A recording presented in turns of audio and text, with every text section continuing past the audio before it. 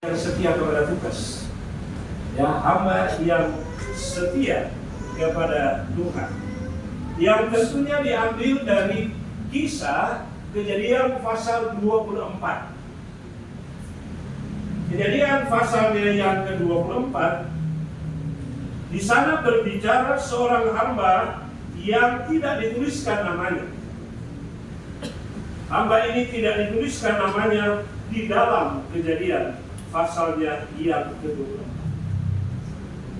Menarik untuk kita pelajari, walaupun di dalam Kejadian 3 pasal 15 sudah disebutkan namanya, yaitu Eliezer. Eliezer memiliki arti nama yaitu Allah penolong, atau Allah adalah Allah sebagai Allah penolong. Dia ini tidak terlalu populer, ya, tidak banyak atau jarang orang berbicara tentang Eliezer. Walaupun ada beberapa nama Eliezer yang ada di dalam Alkitab. Ya, Eliezer ini sudah dituliskan di dalam Kejadian pasal 5 ayat 15. Ya, Kejadian pasalnya yang ke-15 ayatnya yang kedua. Namun disebutkan bahwa di dalam kisah Eliezer dan kaitannya dengan Abraham ini, Tuhan berkata di dalam ayat 2 pasalnya yang ke-15, Dia berkata kepada Tuhan, keluhan doa syafaat daripada Abraham pada saat itu. Dia katakan begini, ya Tuhan Allah, apakah yang Engkau berikan kepadaku? Ingat janji bahwa Abraham akan menjadi bapa segala orang percaya, namun dia belum memiliki apa? Seorang anak. Sehingga dia sampaikan keluhan ini kepada Tuhan. Apakah yang Engkau berikan kepadaku? Karena aku akan meninggal dengan tidak mempunyai anak. Secara spesifik dia sebutkan di ayat ini, dan yang akan mewarisi rumahku atau seluruh miliknya. Di ayat yang pertama pasal yang ke-24 tadi, Allah memberkati Abraham ini dengan banyak hal. Tapi dia katakan yang akan mewarisi rumahku ialah Eliezer orang Damsyik itu. Karena Tuhan tidak memberikan keturunan kepada, sehingga seorang hamba-Ku nanti menjadi ahli waris. Saudara-saudaraku, jaminan Tuhan di ayat 4, respon Tuhan atas penyampaian atau permintaan daripada Abraham, Tuhan katakan orang ini secara spesifik. Abraham katakan Eliezer orang Damsyik, hamba-Ku yang akan menjadi ahli waris. Tuhan juga merespons apa yang Abraham katakan, orang ini atau Eliezer ini tidak akan menjadi ahli warismu, melainkan anak kandungmu. Anak kandungmu dialah yang akan menjadi ahli waris. Artinya bahwa walaupun Abraham belum mendapatkan keturunan sampai saat itu, tapi Tuhan katakan Eliezer tidak akan menjadi ahli waris, tetapi anak kandungmu sendiri. Saudara-saudaraku, menarik untuk kita pelajari Eliezer ini di dalam pasal yang ke-24. Kita dapati di dalam pasal yang ke-24 ini, ayat yang pertama menggambarkan tentang siapa Abraham yang Allah sudah berkati di dalam segala hal. Lalu ayatnya yang kedua sampai ayatnya yang ke-6, bahkan sampai ayatnya yang ke-8, kita dapati bahwa ada satu perintah khusus, ada satu tugas istimewa daripada Eliezer ini. Ia itu memang adalah kepala dari semua hamba daripada Abraham. Ia memiliki tanggung jawab yang besar menjaga semua kepemilikan daripada Abraham. Tetapi di dalam pasal 24, Tuhan memberikan satu tanggung jawab yang luar biasa. Satu tanggung jawab yang luar biasa adalah untuk mencarikan istri dari anaknya Ishak. Artinya bahwa Abraham menyampaikan tugas ini kepada Eliezer sebagai satu tanggung jawab yang maha besar, bahwa Eliezer harus mencarikan menantu bagi Abraham. Karena ia adalah seorang hamba yang sangat dipercaya, yang paling senior, memiliki kuasa dan hal-hal yang lain. Saya sudah katakan tadi bahwa dia itu adalah seorang hamba yang paling dipercaya oleh Tuhan. Karena Eliezer telah membuktikan dia itu adalah layak untuk dipercaya. Dia telah setia kepada Abraham sekian lama. Dia telah bersama-sama dengan Abraham di dalam segala keberadaan hidup Abraham. Kalau kita bisa katakan bahwa Eliezer memenuhi tanggung jawab, karena Eliezer setia kepada tugas dan tanggung. Mengapa saya beri judul hamba yang setia kepada tugas? Hamba yang setia. Apa tugas daripada Eliezer? Tugas yang diberikan oleh Abraham kepada Eliezer adalah tugas yang sangat jelas, tetapi juga tugas yang diikat dengan sumpah. Ayat yang kedua dan seterusnya. Berkatalah Abraham kepada hambanya yang paling tua dalam rumahnya, yang menjadi kuasa atas segala kepunyaannya, katanya. Ayat ini menarik untuk kita renungkan. Sudah pernahkah kita mengalami hal seperti ini? Kita belum tahu apa yang kita akan lakukan, tapi kita sudah bersumpah lebih dahulu. Kita sudah dimintakan ikrar lebih dahulu. Di ayatnya yang kedua ini, baiklah letakkanlah tanganmu di bawah pangkal pahaku. Kebudayaan zaman dulu, di zaman Abraham, sumpah ini adalah sesuatu yang bermakna dan sudah biasa bagi orang-orang, khususnya yang mempunyai kepentingan untuk tugas itu, memberikan satu tugas yang sangat penting sehingga harus diikat dengan sumpah. Dan diikat dengan sumpah di bawah pangkal paha adalah satu sumpah yang paling tertinggi, yang paling mendalam, karena ini menyangkut nyawa daripada orang yang menerima tugas itu. Mati atau hidup daripada orang itu ditentukan oleh sumpah ketika meletakkan tangan di bawah pangkal paha dari orang yang memberi sumpah.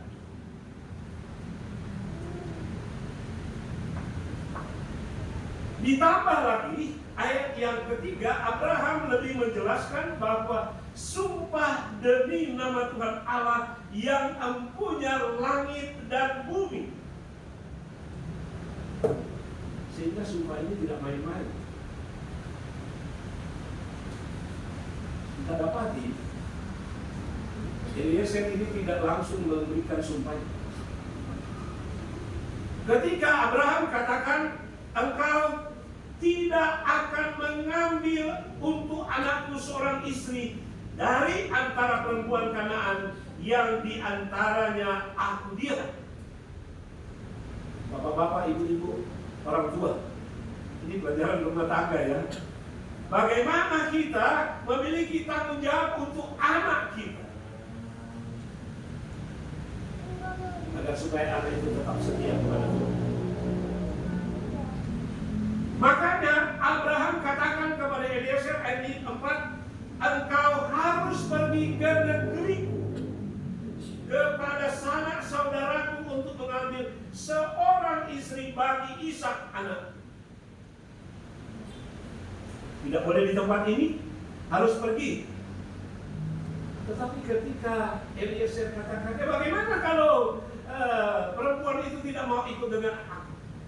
Haruskah engkau membawa anakmu kembali ke tempat dari mana engkau datang? Tambahan tanggung jawab. Walaupun dari kalimat negatif, coba kita perhatikan apa yang dikatakan oleh Abraham di dalam ayat yang ke-6. Awas ya, kalau kita bisa pakai ke orang tua ya, awas ya, hati-hati ya, tidak boleh. Kata awas ini berarti kata peringatan. Kita seringkali tentunya kepada anak-anak kita ya, awas, tidak boleh main di situ, awas, dan lain-lain sebagainya. Itulah apa yang diambil peran oleh Abraham. Awas, jangan kau bawa anak itu kembali. Jangan kau bawa anak itu kembali ke sana. Tidak boleh. Artinya awas adalah sesuatu yang memang penting dan tidak boleh dilakukan. Lalu Abraham memberikan jaminan, boleh, tidak apa-apa, engkau akan bebas dari sumpahmu itu, kalau memang ia tidak mau datang atau ia tidak mau mengikuti engkau. Tetapi saudaraku, ada jaminan yang diberikan oleh Abraham mulai ayat 7. Jangan khawatir. Abraham memberikan tugas yang jelas yang diikat dengan sumpah, sekaligus Abraham memberikan jaminan. Allah yang ia sembah, di ayatnya yang ke-7, Tuhan Allah yang mempunyai langit yang bumi, akan dikatakan, manggil aku dari rumah ayahku serta dari negeri sana. Dia telah berfirman kepadaku, telah bersumpah kepadaku demikian, keturunanmu akan berikan negeri. Dialah yang mengutus malaikatnya berjalan di depanmu. Artinya, ketika tugas dan tanggung jawab yang diberikan, bahwa tanggung jawab yang dapat dilakukan, tanggung jawab yang mengandung arti pelayanan, dan tugas tanggung jawab yang pasti akan membawa keberhasilan. Baru lagi ayat 9. Eliezer meletakkan tangannya di bawah pangkal paha Abraham Tuhan dan bersumpah kepadanya untuk hal. Kalau kita pelajari selanjutnya, kita tidak akan baca semua ayat ini di pasal yang ke-24. Kalau kita dapati Eliezer ini mulai ayat 10 dan seterusnya, akhir daripada kisah pengembaraan Eliezer ini untuk menjalankan misi dan tugas yang Tuhan Abraham berikan kepadanya, ia berhasil. Ia berhasil. Di ayatnya yang ke-62 sampai 67, khususnya di ayat 66. Kemudian hamba itu menceritakan kepada Ishak segala yang dilakukannya. Ayat 67, lalu Ishak membawa Ribka ke dalam kemah Sarah ibunya dan mengambil dia menjadi istrinya. Ishak mencintainya dan ia dihiburkan setelah ibunya menikah. Walaupun tugas tanggung jawab yang berat boleh dikatakan, Eliezer tidak tahu siapa wanita itu, ke tempat mana, tetapi mari kita lihat, hamba yang percaya dan taat dengan rasa syukur kemanapun ia dituntun. Kenapa Abraham memilih dia? Lalu saudaraku, di dalam satu catatan menyebutkan Abraham mengutus Eliezer itu ke kota Nahor di Mesopotamia, ke tempat yang jauhnya kurang lebih 400 sampai 600 mil atau 842 km. Kita lihat jarak paling jauh dari kantor atau dari rumah di dalam pelayanan di wilayah Jawa Barat ini yang jauh berapa jauh kira-kira?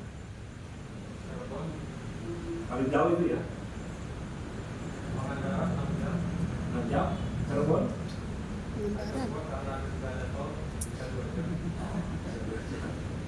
Oke, 6 jam. Tapi Eliezer dia telah berjalan kurang lebih 842 km yang ditempuh kurang lebih 17 sampai 21 3 minggu. Ya, bukan dengan kendaraan seperti sekarang tentunya ya, dengan unta. Kita tahu sendiri ya bagaimana unta berjalan. Ya, tentunya juga disertai oleh istirahat dan lain-lain sebagainya. Tetapi yang saya mau tekankan di sini, bagaimana ia mengemban tugas yang diberikan oleh Abraham kepadanya dengan tulus ikhlas, dengan rasa syukur walaupun berat, ia melakukan tugas. Kenapa ia berani meletakkan tangan di bawah pangkal paha Abraham, walaupun itu adalah mempertaruhkan. Saudara-saudaraku yang diberkati oleh Yesus, tidakkah kita menyadari bahwa Allah kita adalah Allah yang pengasih, penyayang, panjang sabar, berlimpah kasih setia. Dia yang telah menciptakan kita, Dia yang memelihara, bahkan Ia yang telah menebus kita dan mati bagi kita. Kita dapati di dalam Alkitab ada tugas tanggung jawab juga yang jelas, yang diikat dengan darah. Kalau Eliezer hanya meletakkan tangannya di bawah pangkal Abraham, tetapi yang mengikat sumpah itu kepada kita adalah Allah sendiri melalui anaknya yang tunggal yang telah mati bagi kita di kayu salib. 1 Korintus pasal 6 ayat 20, sebab kamu telah dibeli dan harganya telah lunas dibayar. Kita ini adalah orang-orang berdosa yang seharusnya mati. Kita harus sendiri seyogianya menebus kesalahan kita, tetapi Allah telah melakukan oleh karena kasih-Nya yang disebutkan telah lunas dibayar. Karena itu muliakanlah Allah dengan tubuh.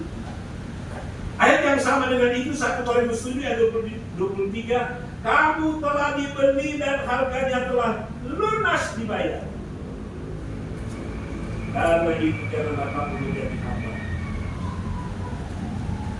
Saudaraku, di dalam kitab Perjanjian Baru beberapa ayat menyebutkan, bahkan banyak ayat tapi hanya saya mengutip beberapa ayat.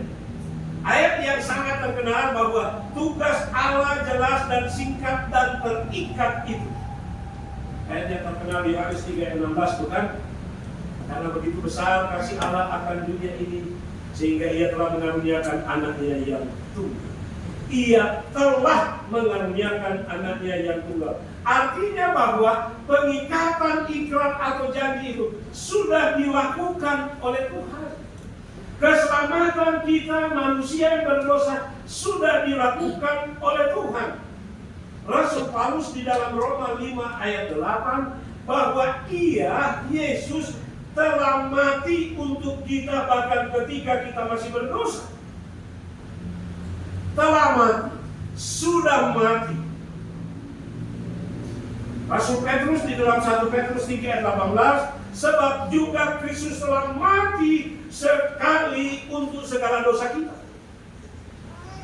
Artinya bahwa apa yang telah diikrarkan oleh Tuhan, karena itu adalah rencana Tuhan yang awal, yang mulia dan agung untuk penyelamatan umat manusia, bahwa Ia telah lakukan sekali artinya sudah sempurna. Apa yang Allah lakukan bagi kita sudah selesai.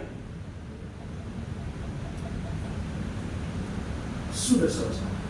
Artinya saudaraku Bapak, keselamatan kita di pihak Tuhan sudah selesai, bukan? Amin. Karena Yesus sudah mati bagi kita. Rencananya yang agung dan mulia sejak sebelum dosa jatuh, atau maksudnya sebelum dunia diciptakan sampai kepada Adam, Tuhan telah berkata kepada mereka di dalam Kejadian 3:15. Dan apa yang telah direncanakan Tuhan telah sempurna Dia lakukan. Ya, kita bersyukur bahwa ketika kita masih seteru, kita diperdamaikan oleh Allah. Dan kematian anaknya lebih-lebih disebutkan kita yang sekarang telah diperdamaikan. Pasti di dalam Roma 5:10 pasti akan diselamatkan oleh Dia. Amin saudara-saudara. Kita pasti karena Yesus sudah lakukan. Yesus sudah mati untuk kita. Walaupun seringkali kalau saya bertanya, siapa yang yakin kita selamat? Masih banyak juga yang berat. Ya, masih banyak. Nah, itu di pihak kita. Di pihak kita manusia. Saudara-saudara, kita terikat oleh Yesus Kristus. Satu jaminan dan pemberian yang terbesar yang Yesus berikan kepada kita, terikat oleh darah Kristus untuk misi. Untuk misi itu sendiri. Sebagaimana Eliezer diikat oleh sumpah untuk misi yang mulia untuk mencarikan Ishak istrinya. Saudara-saudara dan saya diikat untuk misi membawa jiwa-jiwa datang kepada Kristus. Kalau Eliezer misinya jelas dan diikat, kita pun misinya jelas dan diikat. Matius 21 ayat 28 berkata, anakku, pergilah dan bekerjalah hari ini di dalam kebun anggur. Bekerjalah hari ini, sesuatu waktu yang spesifik dan tempat yang spesifik di kebun anggur. Makanya pergilah kamu ke seluruh dunia, jadikanlah semua bangsa apa? Muridku. Matius pasal 28 ayat 19. Jaminan yang diberikan, kamu akan menerima kuasa kalau Roh turun atas kamu. Kisah 1:8. Dan kamu akan menjadi saksiku di Yerusalem, Yudea, Samaria dan sampai ke ujung bumi. Dan yang kita dengung-dengung misi kita. Wahyu pasal 14 ayat 6 sampai 12. Misi 3 rangkap pekabaran Advent ke seluruh dunia. Karena Injil akan disebarkan di seluruh dunia. Sesudah itu barulah kita kesudahannya. Matius 24 ayatnya 14. Saudara-saudaraku, saya mau mengajak kepada kita umat-umat Tuhan untuk memahami misi gereja kita. Mengetahui misi kita, gereja berada oleh karena misi penyelamatan manusia. Memanggil semua orang menjadi murid Kristus. Itulah misi gereja. Memanggil. Saudara-saudara dan saya diajak untuk memanggil, karena tadinya kita juga dipanggil untuk datang. Amin. Agar supaya kita ini menjadi murid Kristus. Lalu memanggil orang untuk menjadi murid Kristus. Serta memberitakan pekabaran, ya, Injil kekal. Pekabaran 3 malaikat di dalam Wahyu pasal 14 ayat 6 sampai 12. Sesudah itu, dengan satu tujuan, kita semua dipanggil, kita semua memberitakan Injil untuk mempersiapkan dunia ini bagi kedatangan Tuhan yang tidak lama lagi.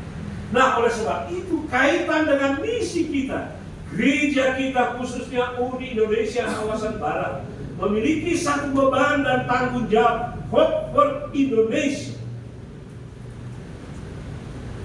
memanggil semua kita untuk melibatkan diri di dalam Hope for Indonesia.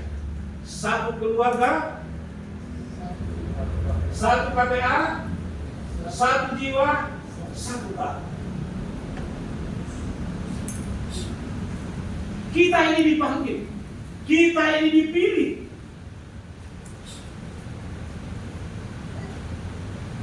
Pribadi lepas pribadi, keluarga lepas keluarga, gereja secara keseluruhan. Saudaraku, perlu kita menyadari ini adalah tugas yang jelas dan diikat. Makanya Rasul Paulus katakan, celakalah aku kalau aku tidak apa? Memberitakan Injil. Celakalah aku kalau aku tidak memberitakan Injil. Nanti sebentar sore ya, ada kesaksian ya, ada kesaksian sehubungan dengan pemimpin. Karena semua terlibat, tidak hanya anggota, pendeta-pendeta, kami pimpinan harus terlibat karena ini adalah pelayanan keseluruhan yang Tuhan percayakan kepada kita. Matius pasal yang ke-25 ayat 3 yang dibacakan. Kita membutuhkan peranan kuasa Roh Kudus. Sore saya akan menekankan tentang bagaimana peranan. Bagaimana pengalaman daripada 10 anak darah. Kita tahu kisahnya. 5 bodoh, 5 bijaksana. Yang bijaksana disebutkan karena mereka menyiapkan minyak. Dan minyak itu adalah lambang Roh Kudus. Kita akan bahas benar, jadi kami juga mengajak sebagaimana Pak Purba tadi sudah mengatakan, mari sama-sama kita bergabung jam 2 di gereja IPH. Pelayanan penginjilan keluarga. Karena satu keluarga, satu KPA, satu jiwa, satu tangan. Apa tugas yang jelas yang Tuhan percayakan? Ini baik menyebutkan di dalam majalah Review and Herald Maret 1988. Setelah kita yang pertama dikatakan harus ya di dalam membina keluarga bahagia terlebih dahulu, halaman 33. Pekerjaan kita umat-umat Tuhan yang jelas dan yang telah diikat bagi Kristus harus dimulai di rumah. Harus dimulai di rumah tangga. Ini dikatakan tidak ada ladang penginjilan oleh keluarga, suami istri, ayah ibu yang lebih penting dari rumah tangga itu.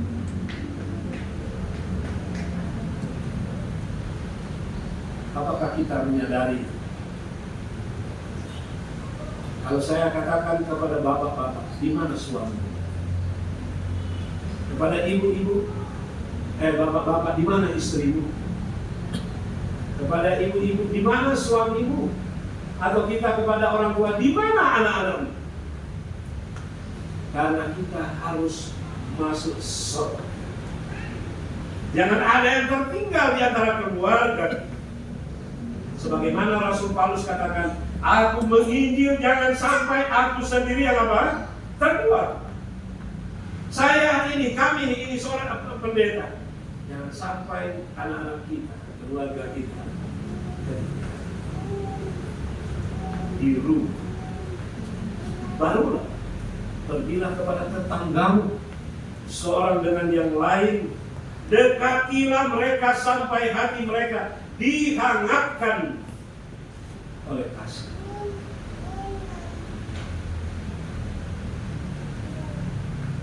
Saudara-saudaraku, keluarga-keluarga di tempat di mana kita tinggal bukan kebetulan.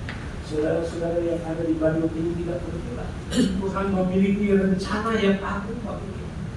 Bagaimana kehidupan kita bertetangga, keluarga, kelompok yang paling kecil, RT, apakah kita dikenal di sana? Sebagai umat Tuhan yang diberkati. Pergilah kepada tetanggamu. Seorang dengan yang lain, dekatilah mereka dengan kasih. Sebentar sore juga kita akan membahas soal metode Yesus. Bagaimana kita mengimplementasikan metode Yesus kaitan dengan misi daripada gereja. Karena Pena Ilham berkata, hanya metode Kristus saja membawa hasil yang sejati di dalam membawa jiwa-jiwa datang kepada Kristus. Saudaraku, saya bertantang pribadi lepas kita. Pada setiap pekerjaan atas nama umat Allah, saudara-saudara dan saya, ketika meletakkan tangan mereka menyelamatkan jiwa-jiwa atau penyelamatan jiwa-jiwa, harus dijadikan yang paling penting. Kata Pena itu, menyelamatkan jiwa-jiwa harus dijadikan yang paling penting, saudara-saudara. Tidak ada ladang misi, tidak ada pekerjaan yang dipercayakan oleh Allah kepada kita yang paling penting selain membawa jiwa-jiwa. Di dalam buku Christian Service halaman 10 berkata, menyelamatkan jiwa-jiwa haruslah menjadi pekerjaan seumur hidup. Kita sebagai pendeta-pendeta diikat dengan organisasi, ada masa tugas. Kalau saya di dalam mengemban tanggung jawab organisasi, Pak Purba 3-5 tahun. Sesudah itu pensiun. Ya kan? Pensiun dari tugas. Tetapi pekerjaan menyelamatkan jiwa-jiwa tidak ada masa pensiun. Pena Ilham jelaskan, pekerjaan seumur hidup dari setiap orang yang mengaku Kristus, dari setiap orang yang menantikan kedatangan Tuhan. Artinya, saudara-saudara dan saya yang telah menerima janji itu dan diikat dengan darah Kristus, saudara-saudara, kita tidak bisa lari daripada, kita tidak bisa menghindar daripada. Saya ulangi apa yang dikatakan Paulus, celakalah aku kalau aku tidak memberitakan Injil. Nasihat bagi sidang jilid 7 halaman 221 berkata, setiap tambahan anggota kepada gereja, artinya setiap kali ada baptisan di gereja, jiwa-jiwa baru yang dipertambahkan adalah agen untuk menyebarluaskan rencana penebusan. Saudara-saudara dan saya adalah agen yang telah dipilih, dipanggil, dipilih dan ditetapkan oleh Tuhan untuk menyebarluaskan rencana penebusan. Amin. Kalau sudah di sini akan kurang keras nantinya ya. Amin. Amin. Karena itu adalah kewajiban kita. Memberitakan Injil bukan karunia rohani. Tidak ada pilihan bagi kita. Harus melakukan. Karena itu adalah tanggung jawab. Allah memanggil setiap anggota gereja untuk memasuki pelayanannya. Allah memanggil setiap. Bukan Allah memanggil satu gereja, apa namanya ini?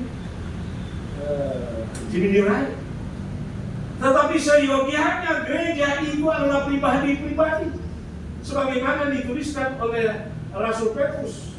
Kamu adalah bangsa yang terpilih, imamat yang rajani, umat kepunyaan Allah sendiri. Supaya kamu memberitakan perbuatan-perbuatan yang besar yang Allah telah lakukan. Itu arti eklesia yang sejati.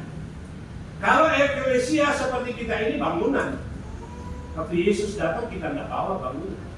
Tetapi gereja secara pribadi yang telah dipanggil keluar dari kegelapan datang kepada terang yang ajaib, saudara-saudara dan saya memberitakan perbuatan yang Allah telah lakukan.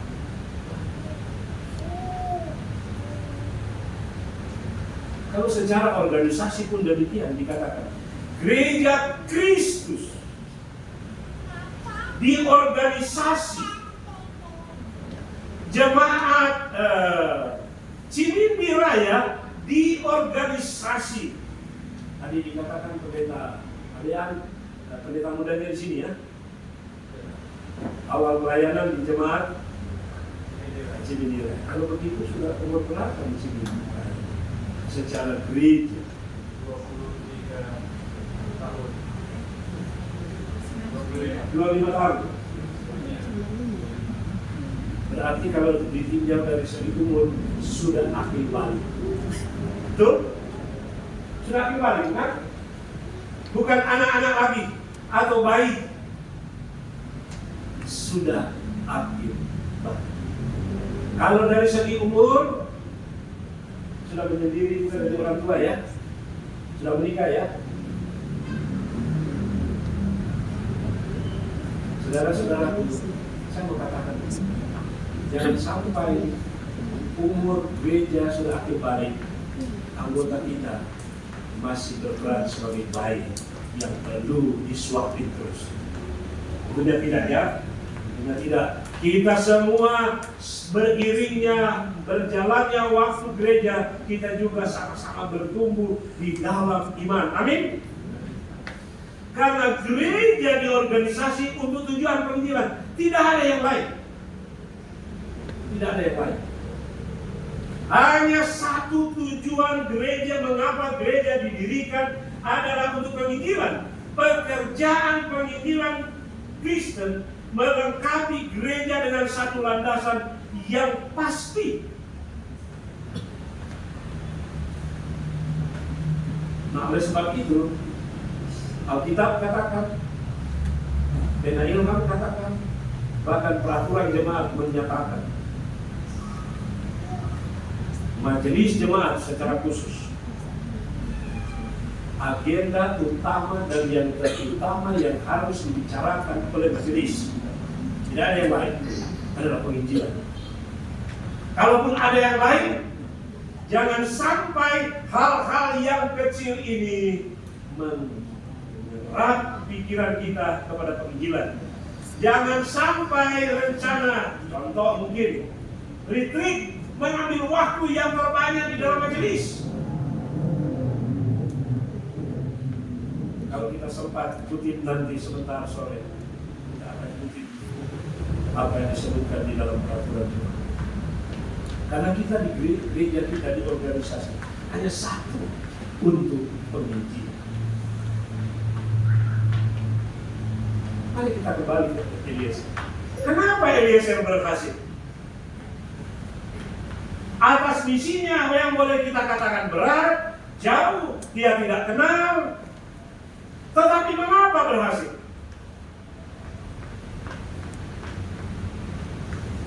Tadi saya sudah katakan, Eliezer adalah, walaupun dia hanyalah seorang hamba, dia adalah seorang yang dikasihi.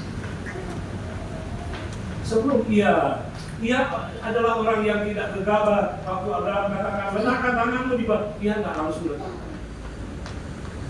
Dia memberikan daya nawarnya yang luar biasa kalau dia tak berapa.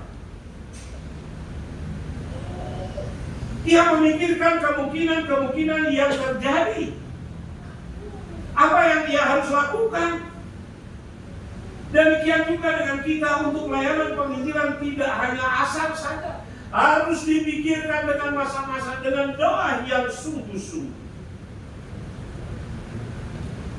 Coba kita lihat di ayatnya yang ke-21 sampai ayat 25. Ketika ia berada di sumur itu, dia menyaksikan wanita-wanita yang datang untuk menimba air.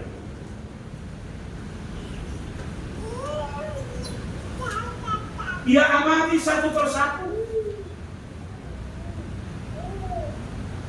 Makanya 1 Tesalonika 5 ayat 21 katakan, ujilah segala sesuatu dan peganglah yang baik.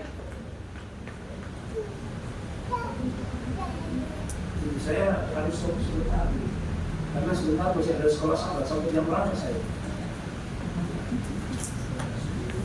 Ini sudah 10:10. Masih banyak? Oke. Kalau pendeta kasih kode kalau waktunya 5 menit lagi. Sudah sampai di mana tadi? Ujilah segala sesuatu dan peganglah yang baik, saudara-saudara. Itulah Eliezer. Kalau ia tidak mau ikut, ia amati orang wanita yang datang di sumur itu dengan saksama. Eliezer juga adalah seorang yang tidak menunda-nunda waktu. Ayat 10 mengatakan, setelah ia selesai meletakkan tangannya di bawah pangkal paha Abraham, dia langsung melakukan tugasnya, ambil unta, memasukkan barang-barang yang berharga, artinya langsung. Eliezer